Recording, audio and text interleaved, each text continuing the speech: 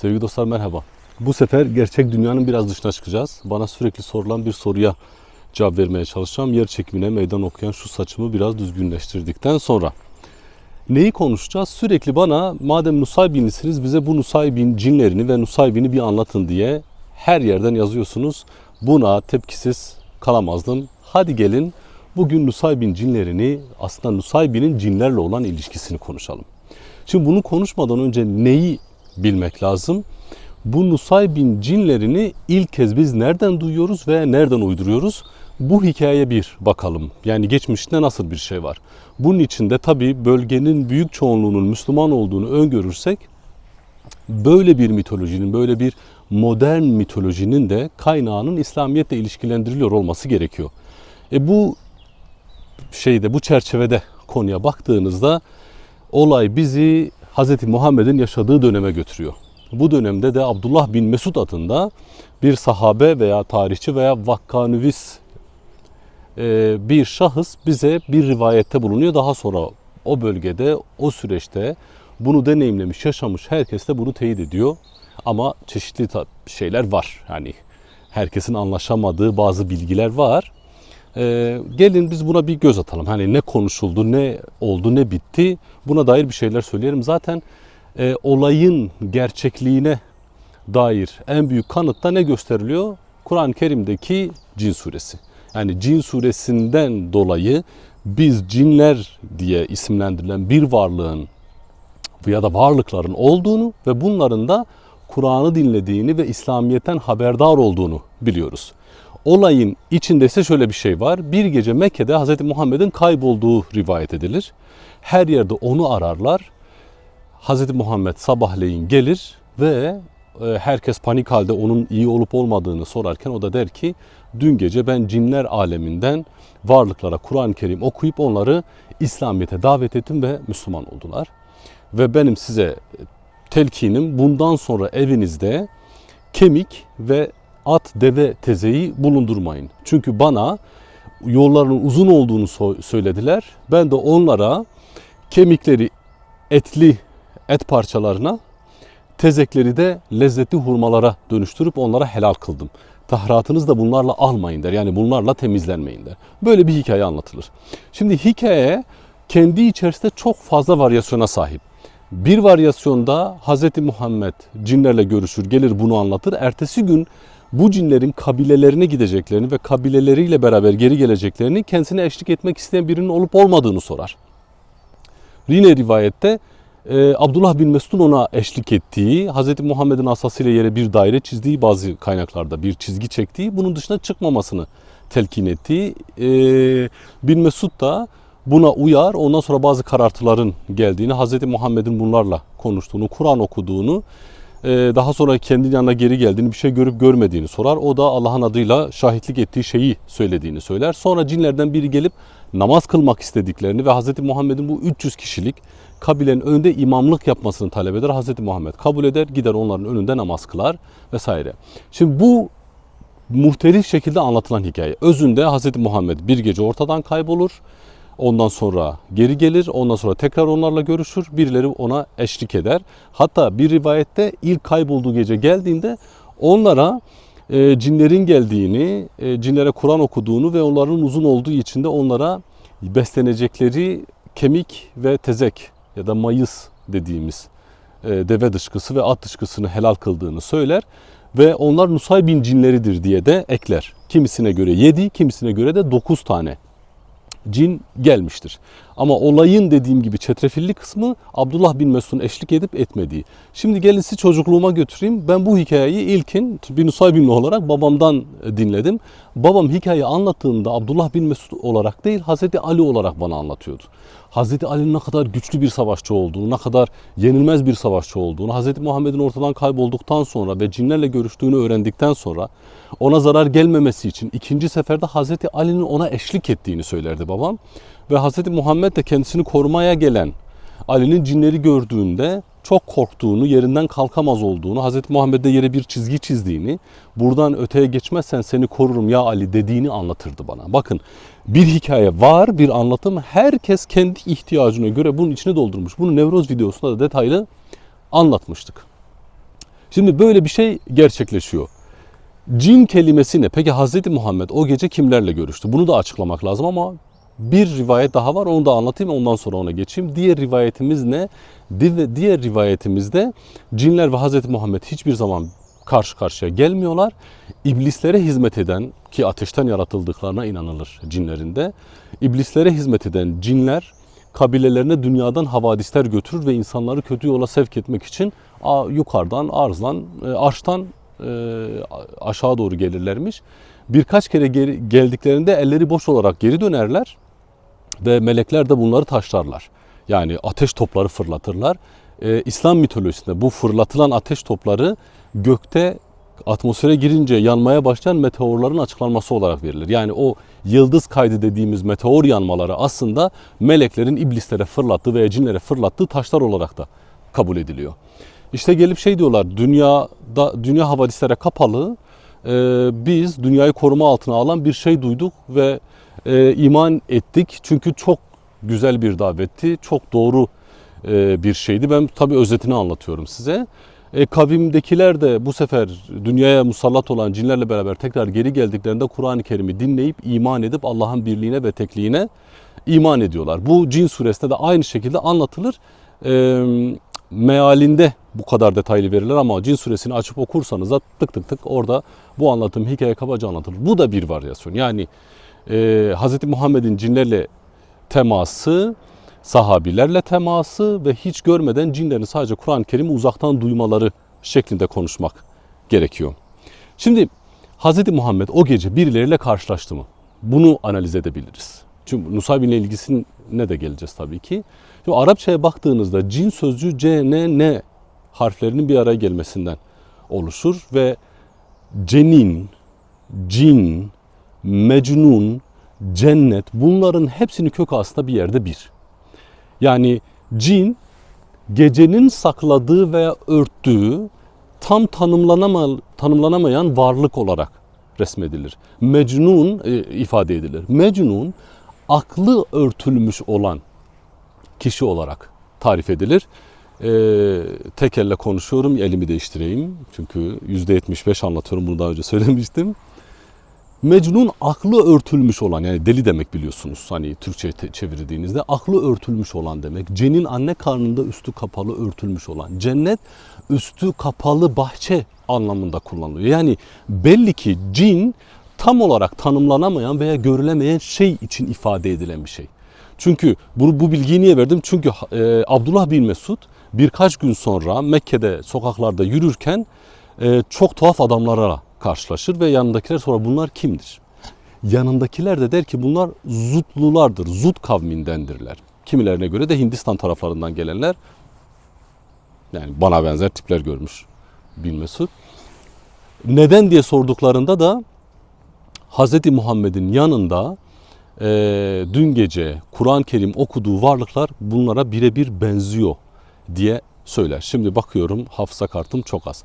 Çok hızlandırayım, söyleyeyim ya da devamını biraz sonra evde söyleyeyim. Çünkü ne kadar anlatsam da 2 dakikada bitiremeyeceğim. Üzüldüm ama şöyle yapalım. Videonun devamını ben biraz sonra gideyim bir yerde bir kahve içeyim. Ondan sonra eve gideyim. Devamını orada çekeyim. Size Nusaybin kısmını anlatmaya çalışayım. Okey. Ben de şarj etmediğime yanayım. Görüşürüz. Hemen eski videoları silince kaldığım yerden devam ediyorum. Şimdi arkadaşlar ne dedik? İşte Abdullah bin Mesud Mekke'de birileriyle karşılaşıyor ve bunların Zutlular olduğunu, Zut kavminden olduğunu, Hz. Muhammed'in cinlerle karşılaştığı gece bunlara benzer yaratıklar, varlıklar gördüğünü söyler. Yani Zut kavmi Hindistan taraflarından gelmişlerse ve oradakiler bu tip insanlara alışık değillerse ve gece de çok iyi görmemişlerse cin kelimesini bunlar için kullanmış olabilirler. Yani bunu bir kere not edelim. Yani 1500 yıl önce bir şeyi tanımlamak için kullanılan, yani tam teşhis edilemeyen, anlaşılamayan bir varlığı tanımlamak için kullanılan bir kelime günümüzde çok farklı bir anlamda kullanılıyor olabilir. Okey, bunu bir kenarda tutalım. Şeye gelelim, Nusaybin cinleri hikayesine gelelim. Şimdi Hz. Muhammed nakledilen hadise göre işte Nusaybin cinlerine Kur'an-ı Kerim okudum diyor. Ama derinlemesine araştırdığınızda da Hz. Muhammed'in cinlerle münasebeti, yani tanışması, konuşması bir kerede olmuyor. Yaklaşık 6-7 kere cinlerle görüşüyor. Çünkü Mekke'de çeşitli bölgelerde farklı cin kavimleriyle bir araya geliyor. Çünkü birisinde, tekrar söyleyeyim, diyor ki gittiler ertesi gün Nusaybin taraflarından 300 tane cinle geri gelip onunla beraber namaz kıldılar. Bir başka seferde Ninova cinlerine Kur'an-ı Kerim okuyup onları İslamiyet'e davet ettiğini söyler. Yani anlatılan hikayede cinler sadece Nusaybin'e mahsus değil. Farklı şehirlerin farklı cinleri var.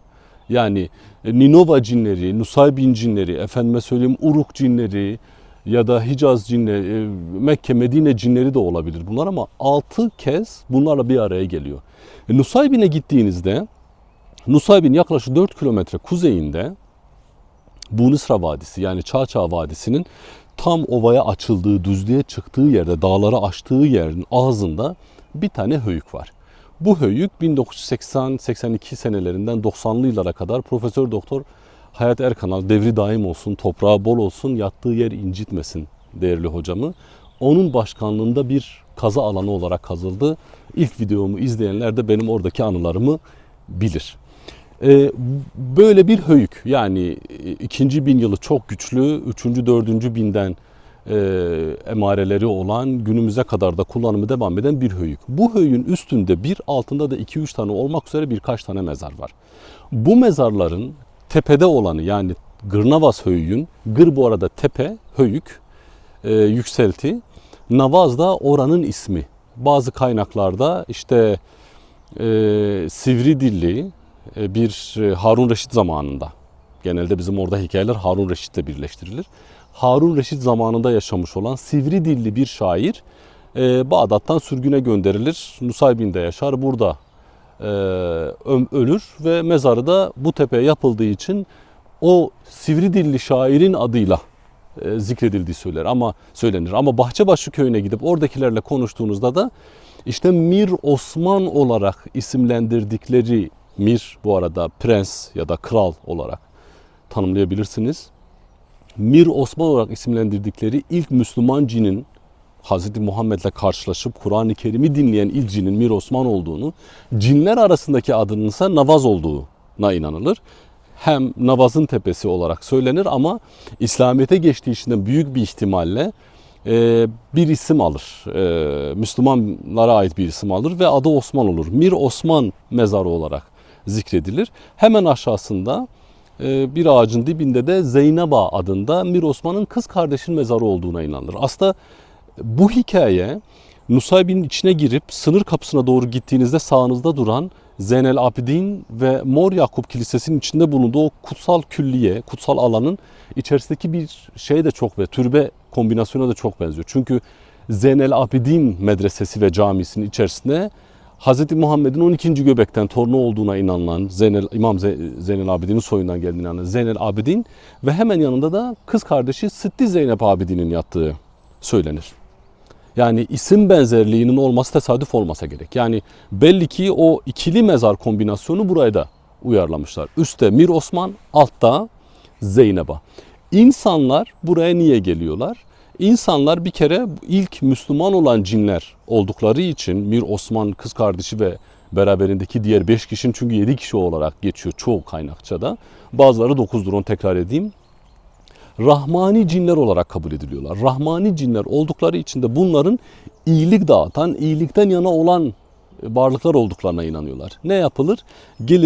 Gelinir ekmek yapılıp dağıtılır. Nane şirliki dediğimiz, işte efendime söyleyeyim Urfa'da şırlık tatlısı denen, Fransa'da krep olarak geçen ekmek yapılır. Bazıları da artık hazır ekmek dağıtıyor. Yani üşeniyorlar herhalde, yapmayı bilmiyorlar veyahut.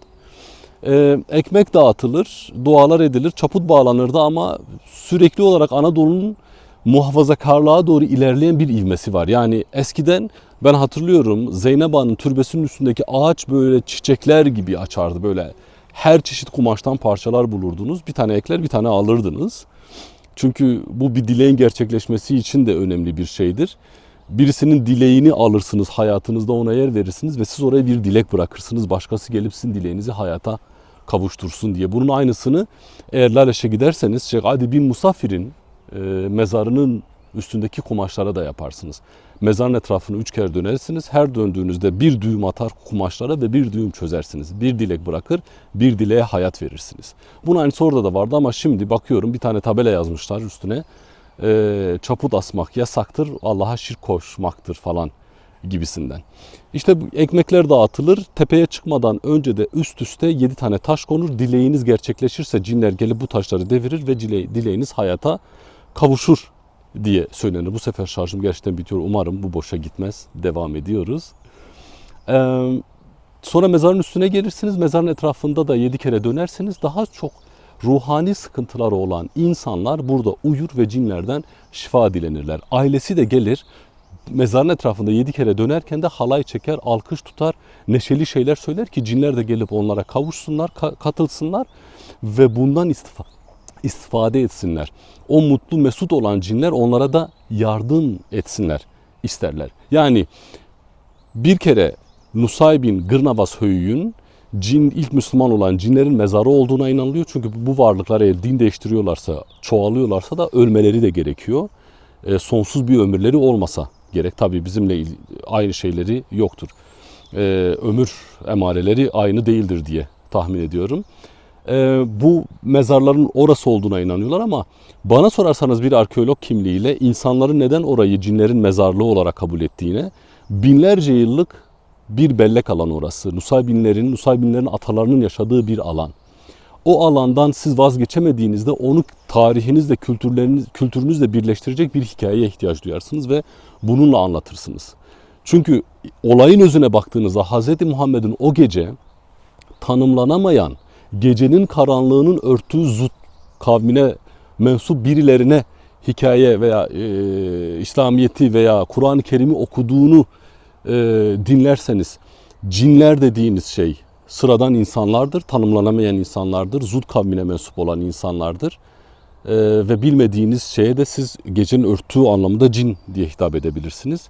Belki de Nusaybin dolaylarından gerçekten 7 kişi gitti, Hz. Muhammed'i duydu, ona iman etmek istediler, onun yanına gittiler. Çünkü belki de Nusaybin'de 5 senesi geçen Selman-i Farisi İzmit dolaylarına da gidip oradan da Yahudilerin satın aldığı bir köle olarak Hicaz taraflarına Mekke'ye gelip orada satın alındığında Nusaybin'deki dostlarına haber gönderdi belki de. Nusaybinler geldiler, Hz. Muhammed'e iman ettiler ve ilk kez farklı tipte insanlar oraya geldiği için onlara cin dediler. Bilmiyoruz.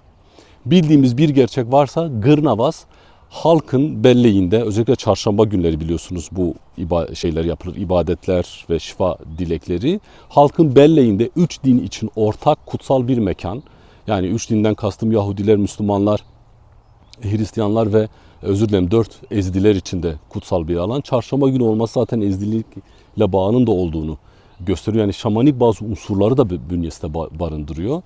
Kutsal bir bellek alanı onlar için ve bu kutsal bellek alanı, bu binlerce yıllık geçmişlerini de sakladıkları bu alanı da böyle bir Hz. Muhammed'in ilk gece Kur'an-ı Kerim okuduğu cinler ve Nusaybin adının zikredilmesiyle geçmesinden dolayı birleştirmişler ve böyle bir şey anlatmışlar.